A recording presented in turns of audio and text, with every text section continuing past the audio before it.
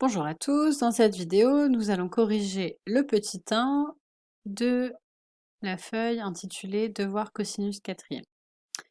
Donc, dans ce petit 1, il était question de vocabulaire. On vous rappelait dans un premier temps les 3 termes importants considérés dans le chapitre du cosinus.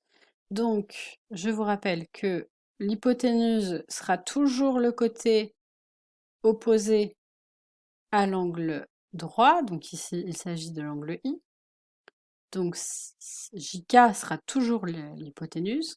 En revanche, concernant le côté adjacent et le côté opposé, ils le sont en fonction d'un angle. Donc si par exemple ici on considère l'angle J touche entre guillemets deux côtés, il touche l'hypoténuse et le deuxième côté, ce sera du coup le côté adjacent.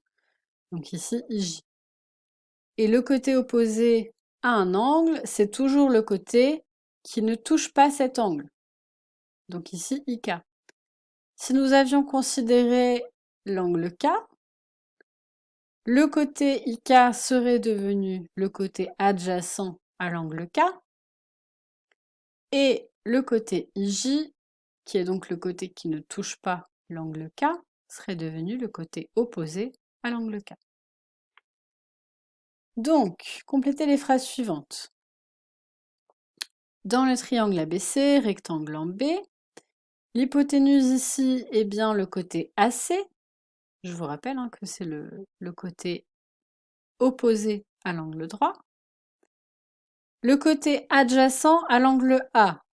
Alors ici, on considère l'angle A. L'angle A touche AC et touche AB. Puisque AC est l'hypoténuse, il ne reste qu'une possibilité, c'est AB. Alors en fait, l'angle adjacent sera toujours le côté adjacent, pardon, sera toujours le côté entre l'angle considéré et l'angle droit. Ce sera toujours celui qui rejoint l'angle droit. Et donc le côté opposé à l'angle A, c'est le côté qui ne touche pas cet angle, donc ici c'est BC. Dans le triangle EFG, ici rectangle en E, EF, c'est le côté adjacent à l'angle F, donc nous avons ici l'angle F touche le côté FG et touche le côté EF, mais le côté FG étant l'hypoténuse, il ne reste que le côté EF pour être le côté adjacent. Et le côté EG, eh bien, c'est aussi le côté adjacent, mais cette fois à l'angle G. D'accord? Il y avait un petit piège ici.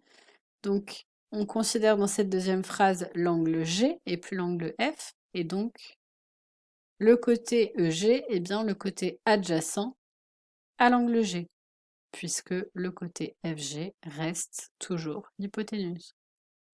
Si vous avez mis ici côté opposé, eh bien cela aurait été vrai si ici c'était resté l'angle F. L'angle F, le côté opposé, eh bien EG.